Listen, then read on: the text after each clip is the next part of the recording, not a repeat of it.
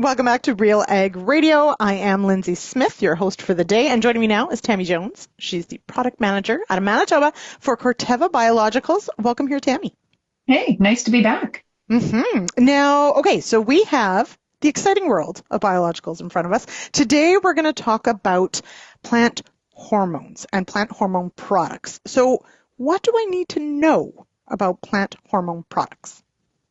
So, Corteva Biologicals is really focused on plant hormones, and I just recently did a session on this, and I think there's a couple of key things that we're really focused on when we are working with growers or retails to try and position these products. They don't fit on every acre.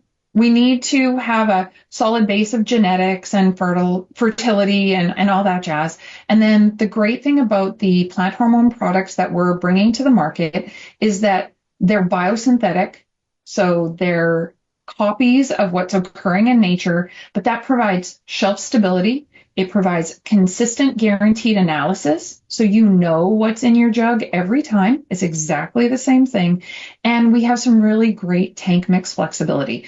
So depending on if you're applying it as a seed treatment, you're applying it as the growing season progresses with your herbicide, or if you're finishing up that crop with a fungicide and you're looking for an application there, it really doesn't matter how you're doing it. We know that we have good compatibility. We've done a lot of testing to make sure that we work in all of those. Now, there's always exceptions to every rule, but for the most part, our tank mix compatibility is exceptional.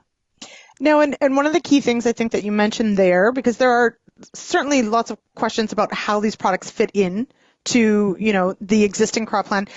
When I think about these things or think about something like a plant hormone, I mean, explain to me how this works sort of with the fertility package I'm already going to be applying. Like, this isn't taking the place of a fertility plan. No. So this is a complementary strategy to help the plant to mitigate some abiotic stress.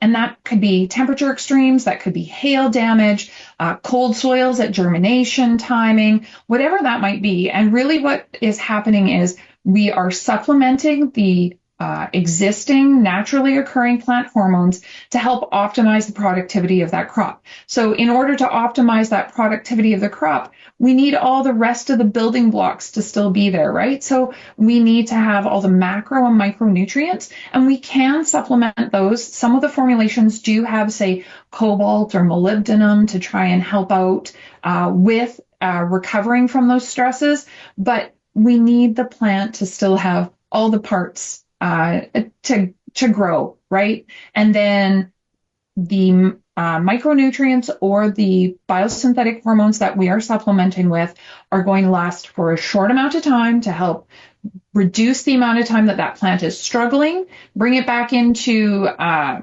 more balanced level where it can start to just be productive. We reduce the yield losses. The amount of time that it just sits there and struggles. As an example, let's talk about herbicide application. And we know that there's a little bit of a cost to the herbicide application for a crop at times, right? For instance, pulses, we can sometimes see a little bit of yellow flash. So by adding in some plant hormones, we help that plant to get through that little bit of metabolic stress quicker and get back into resuming growth. So that means less delay in maturity, just more time to be able to photosynthesize, provide those carbohydrates to optimize that seed fill. So that's one example that comes to mind. Now, you mentioned, choosing perhaps a seed treatment or perhaps later in the season. What's available as far as what products are out there? When are you sort of looking at where you're going to target these products? So we have a full suite of products, and I've mentioned it a couple of times where we talk about start, grow, and finish. We have opportunities to supplement along the way.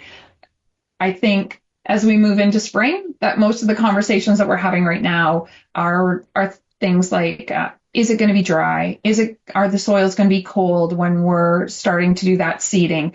So by putting on a seed treatment with some of these plant hormones, we can downregulate the abscisic acid that's in the seed that causes dormancy and start to enhance the auxin production, the gibberellic acid production, some of those plant hormones, so that we get more even germination and we get a better start in some colder soils. We can also help to enhance root development, which gets us into some moisture and helps us get through some of those short-term drought stresses as well. So a good opportunity as a seed treatment to be able to put those plant hormones on there and get that crop off to a better start.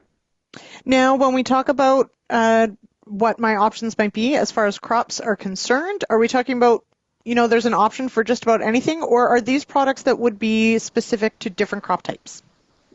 So different crops will respond differently, and we do have products with specific crop focuses, but all plants have hormones.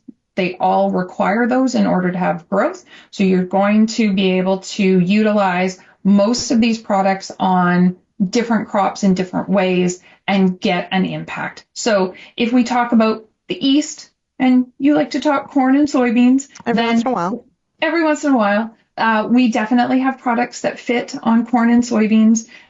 You know that I'm more of a Western gal, and that wheat and canola are usually the ones that I focus on. So, for instance, we do have fortified stimulate yield enhancer, which is one of the ones that would go on most of those crops, or could go on most of those crops. But really, plant hormones, each of the crops needs them, and so typically we have a formulation that works for different crop types. Doesn't mean that this one product fits on all acres. It means that we have different products that will fit those crops.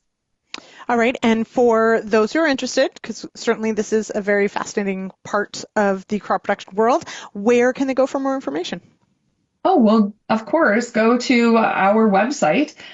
If you go to corteva.ca, there is a biological section. We have resources in both English and French. And we're very excited to be able to deliver that opportunity out there. So, there's lots of stuff to look at there. It's a great little world that we're developing here. Super cool. All right, Tammy, thank you so much for joining me on the show today. Thanks.